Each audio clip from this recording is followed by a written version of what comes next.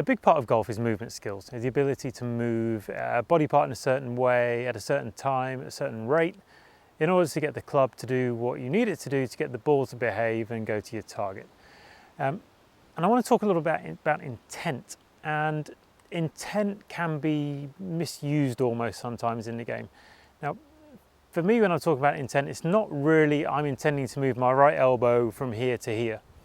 It's not about I'm intending to start downswing my hips. I'm not intending to drive my hips towards target, whatever it may be. They're all for me internal intent, so they are at the center of everything. All right, so I'm not saying that having an intent for body movement doesn't have its place, because it absolutely does. But specializing in the short game, intent for me needs to be much more focused on external.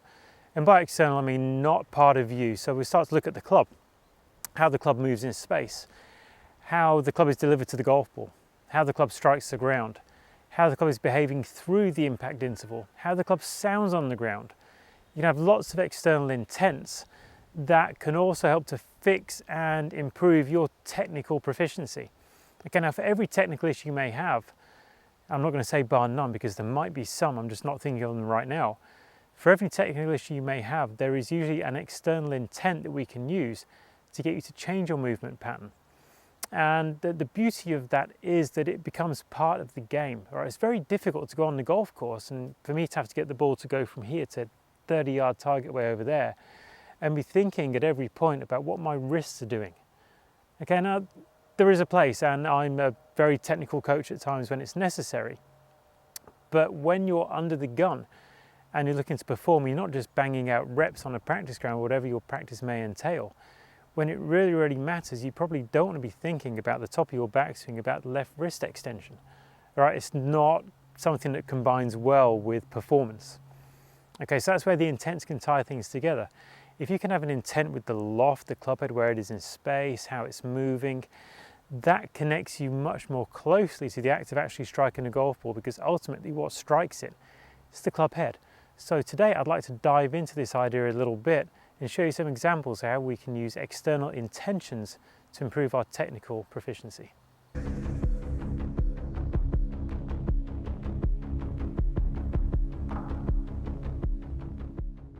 So what are some of these intents? Let's start with strike point on the sole. Right now, it's a pretty big area on the golf club. I could be using leading edge, trailing edge, I could be using the belly of the sole almost, I could be using more towards the toe end, more towards the heel. And each of those is going to tie into how I present the club to the golf ball and how I move my wrist, for example, to do it. Okay, so we're going to make the connection from external intent to technical movement or technical skills of movement.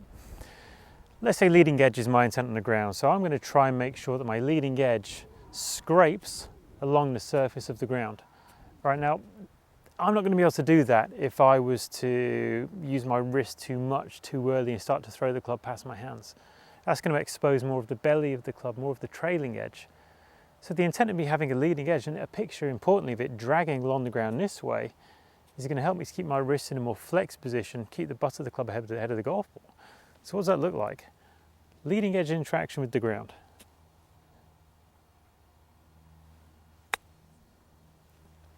But you can see I try to combine it with the thought of kind of scraping or dragging along the ground instead of striking at a spot on the ground. What that ensures is that leading edge isn't going to dig in. Okay, what would be the opposite of that? The converse would be trailing edge. All right, so get the trailing edge on the ground. So I'm going to start to use this and have a very obvious strike point on the turf. Now, how am I going to achieve that? It can't be the same as last time. If I hold my wrist angles, I'm exposing leading edge, not trailing edge, so it's going to need a different release, different kind of movement pattern. So my focus here is on the ground, land the trailing edge just before the golf ball.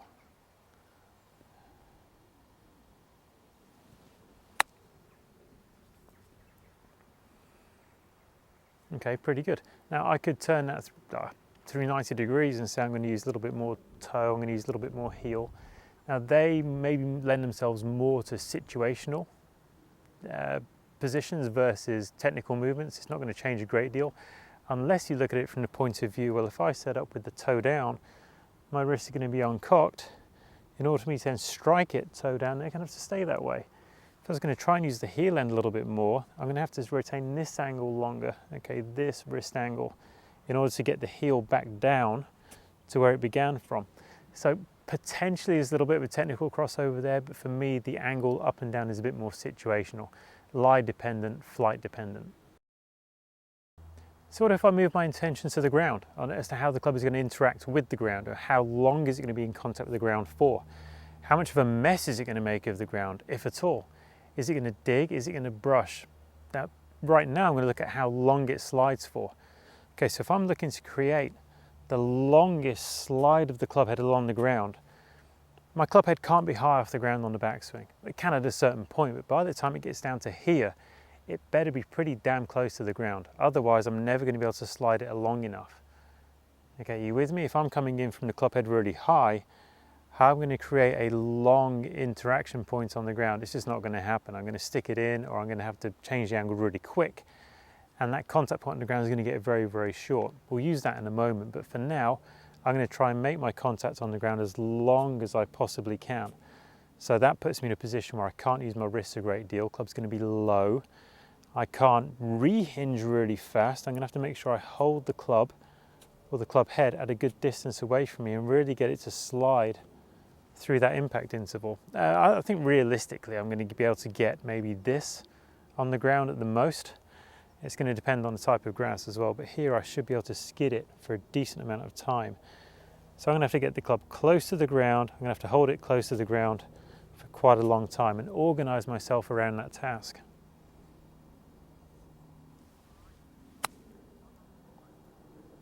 Pretty good. So I felt it, you can actually see it on the ground here, and I've laid it down. So I've maybe got this much out of that, which is a decent amount. Started well before the golf ball. So when I talk about organizing myself, I'm having to figure out, somewhat unconsciously how to move. Besides the fact I know the club needs to be close to the ground, how do I then, on my rehearsals I can feel it, how do I then keep it continuing along the ground? I start to feel my elbows straighten out and start to push in order to achieve that. But this is all led by intent.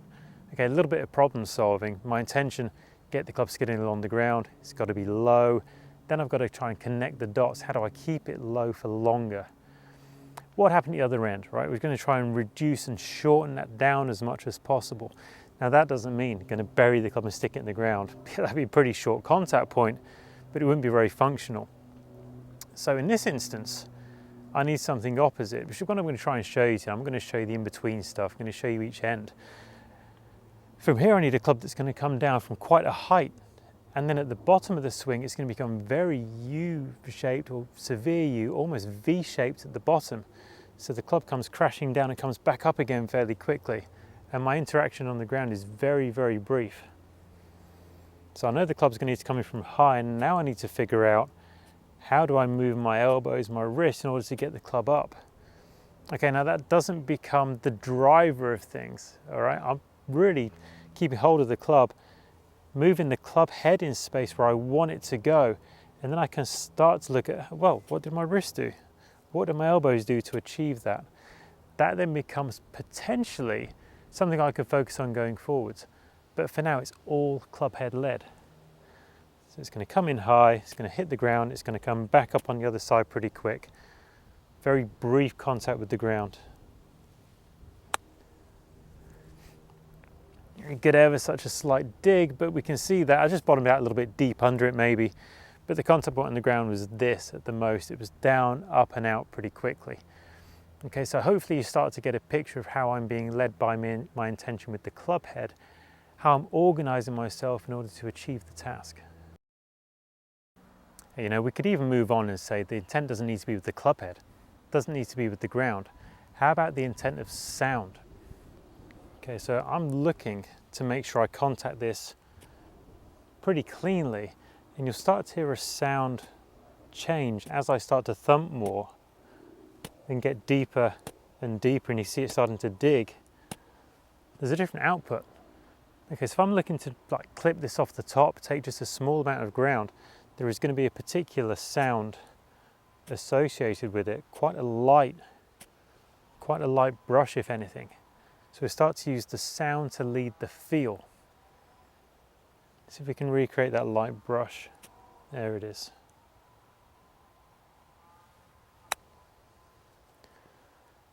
It led to great contact. Zero technical thought. All I've got is a sound in my head, a rehearsal of that.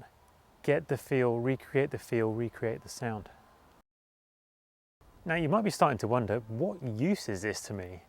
It all sounds great, it all kind of seems to make some sense to me, but how can I practically use it? Well, the key thing here is you need to understand yourself as a player. So you need to start to figure out, do I struggle with exposing too much trailing edge? Do I struggle with digging in? Now, do I struggle with driven shots? Do I struggle with under hit shots? You need to start to assess what kind of short game issues you have before we can start to tie different intents to it. Obviously, some understanding of how the club needs to move in order to produce a certain flight is going to be key, because then you can start to figure out why you're not in the position you should be, why you're not producing the shots you should be. Now, that's just the technical fix kind of side. You can use these external intentions and focuses to improve your technique. But you can use these external focuses and intents in play and in different environments. Let's say you're lucky enough to go to Dubai or something like that. You play on Bermuda grass as a change from the norm. How the club interacts with the ground is going to be different there. And you being able to create different motions with the club head, different interactions with the ground, through intent, it was massively valuable. You don't have to try and learn some kind of new technique. Now, just thinking back a couple of minutes, me getting the club onto the ground and off the ground quickly would be pretty useful on a kind of grass where the club can get grabbed very easily. Now, conversely, if there's a kind of grass where I can afford to skid and slide it through for a long period of time, I can then start to focus on an intent and a movement pattern that will get the club on the ground and skid and give me a really big margin for error. So hopefully you start to see there are some real practical uses to what I'm talking about.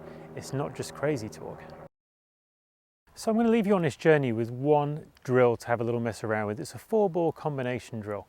Now the combination is of trajectories, so we're going to go low or high, and then an interaction with the ground. Is it a steep interaction? Does it come crashing into the ground? Or is it shallow? Does it really come in wide and skid? And we combine those two variables twice and we get 4 different shots. So let's have a little run through them. So I'm going to get the club to come in shallow and hit a low shot with it. It's all from the same setup, by the way, just to train me rather than have me cheat the task. So it's going to come in shallow, kind of brushing the ground, and I'm going to hold the loft off in order to produce a low ball flight. Shallow, low.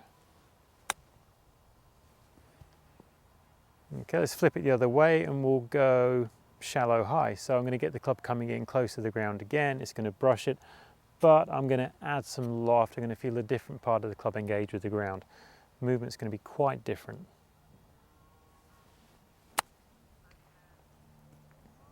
Much higher. We've seen quite a different follow through. The release was totally different. Was I thinking, how am I releasing it? Nope. I had a ball flight intent and a ground interaction intent. So let's go with the steeps.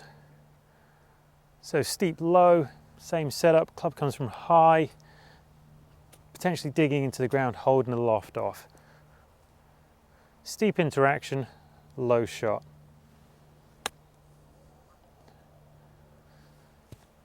Okay, final ball. Steep interaction, so club's coming in high, it's going to crash down, but I'm going to get the ball to fly high.